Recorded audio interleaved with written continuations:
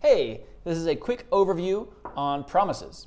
Now the first thing to note, this is only an overview because to really understand promises, you have to get hands-on and use them. We've learned this through hundreds of students learning promises. Until they actually start putting them to work, they don't get it. With that in mind, let's jump through this quick intro before you start implementing them. So promises. 2 questions, why do we care and how do we use them? Why should I care about promises? Why am I interested in learning this new thing? Callbacks seem to work fine. Great question. So let's briefly do a quick review on callbacks. A callback is a function you give to an asynchronous function that is invoked when the asynchronous task has completed. Let's run through a quick example. Here we have a function called pluck first line from file. This function, given a file path, for example, computer/desktop/mystory.txt, this function will, given that file path, it'll take the first line from that file and return it. Now, this is an asynchronous function. Why is it an asynchronous function? Because we don't know how long it's going to take the computer to go do that work of going through the file system and extracting that text. Because how it works is JavaScript passes that duty off. JavaScript says, okay, hey computer, go get that first line from the file and I'll wait here. That's what it means to be asynchronous. Now, of course, the beauty of asynchronicity is JavaScript doesn't actually wait. It says, while you're doing that, I want to go do other stuff. So the interpreter kicks off the process and it's just working in the background doing its thing. And in the meantime, JavaScript can go do other work lower, in the file. Okay? But here's the question. If it's asynchronous, how do we tell pluck first line from file what to do with the results once it's done? Once it has successfully gone to that file path and grabbed the first line of text, how do we tell it what to do with that text? What if we wanted to console log the text? How do we tell it to do that? That's where callbacks come in. Callbacks, again, are it's a function you give to an asynchronous function that is invoked when the asynchronous task has completed. In this case, the asynchronous function is pluck first line from file, and the asynchronous task we're waiting to be completed is plucking the first line from the file. So let's add a callback. Pluck first line from file expects a callback as its second argument. So we'll add in a function. The function expects error as its first argument and data as its second. This is standard callback territory. Most functions write their callbacks with this in mind. And we're just going to console log, this is the data. That's how we do it.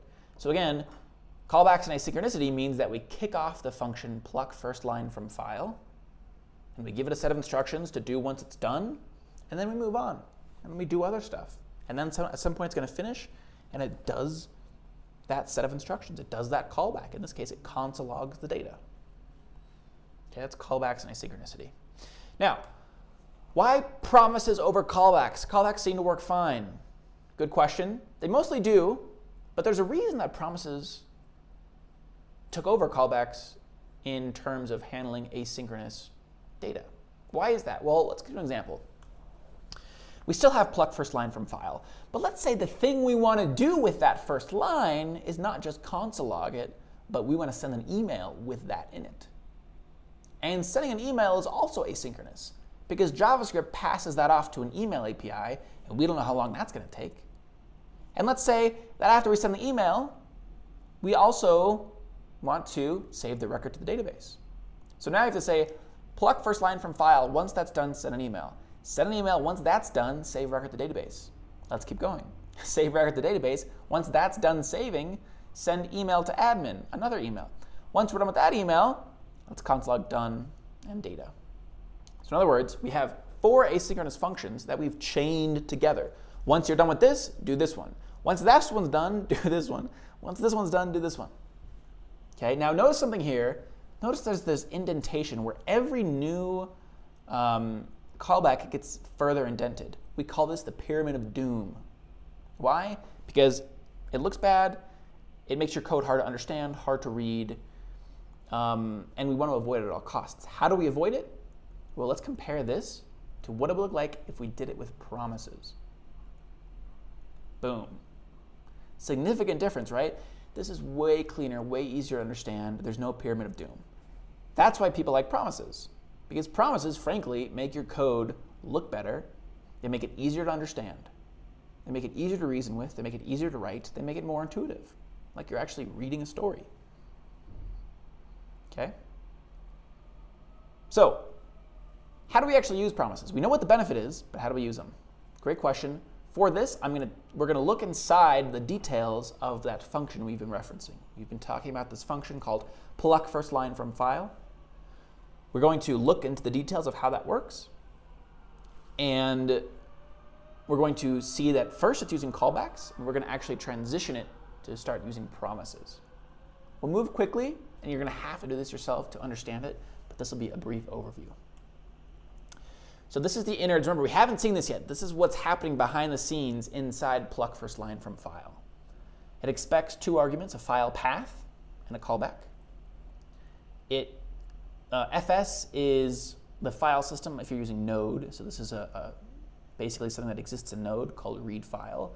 It expects, of course, a file path, and of course, and it expects a file encoding. We're not going to worry about that for now.